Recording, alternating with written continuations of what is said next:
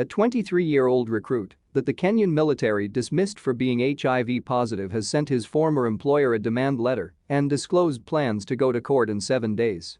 This comes after last week's investigations by The Nation found that in December last year the recruit, name withheld, was kicked out of the force after tests were conducted without his knowledge and consent.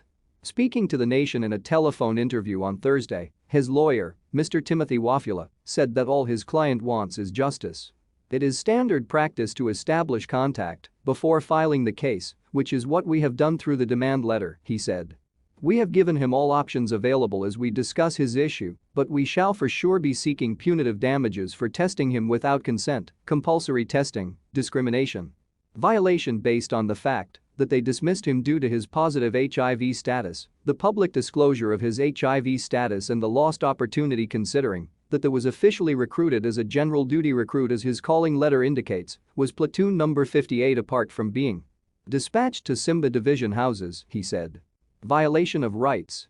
On Thursday, 6 civil society organizations, in an official statement condemned the move by the Kenya Defense Forces, KDF, terming it a violation of rights of people who have HIV. Our attention is drawn to a recent newspaper article that was published in the Daily Nation, September 1, 2022, titled "KDF tested me without consent, then threw me out for HIV-positive statuses."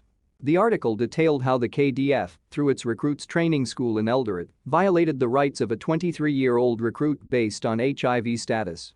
The young recruit, having passed all physical and medical tests, had reported to the training school. Unknown to him, a further HIV test was undertaken without his consent.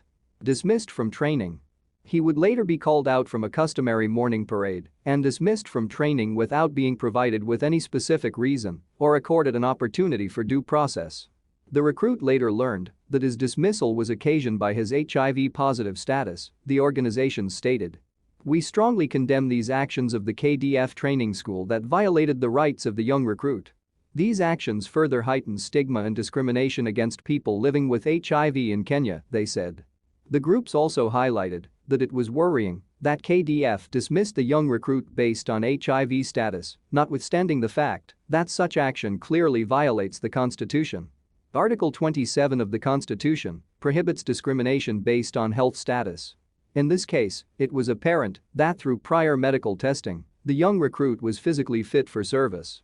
The actions of KDF also clearly violate the HIV and AIDS Prevention and Control Act, HAPCA, 2007, that specifically prohibits compulsory HIV testing as a precondition to or for continued enjoyment of employment. KDF seems to have a policy of compulsory HIV testing, a policy that clearly violates Section 13 of HAPCA. Military's HIV workplace policy. The groups further called upon the chief of the Kenya Defense Forces to make public the military's HIV workplace policy. We call for an unequivocal commitment from the Kenya Defense Forces towards a non-discriminatory approach in recruitment and retention in service. This non-discriminatory approach must strictly adhere to Article 27(4) of the Constitution of Kenya. They point out that the HIV test was conducted without the knowledge or consent of the recruit, a clear violation of Section 14 of HAPCA that prohibits HIV testing without informed consent. It is also apparent that the results of the test were first disclosed to training officers who proceeded to dismiss the recruit. This disclosure is also contrary to provisions in HAPCA. 6 legal issues. Ms. Stephanie Musho, a human rights lawyer and sexual reproductive health expert who agrees with Mr. Wafula, said that the actions of KDF give rise to at least 6 legal issues for consideration under HAPCA.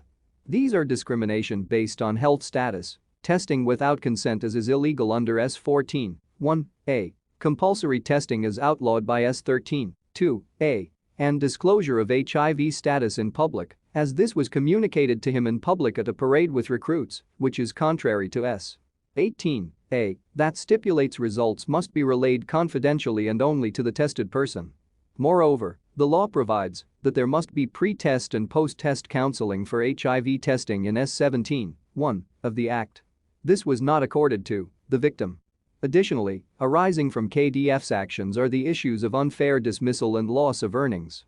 She highlights that 4 of the 6 issues are ripe actions for determination before the HIV and AIDS Tribunal.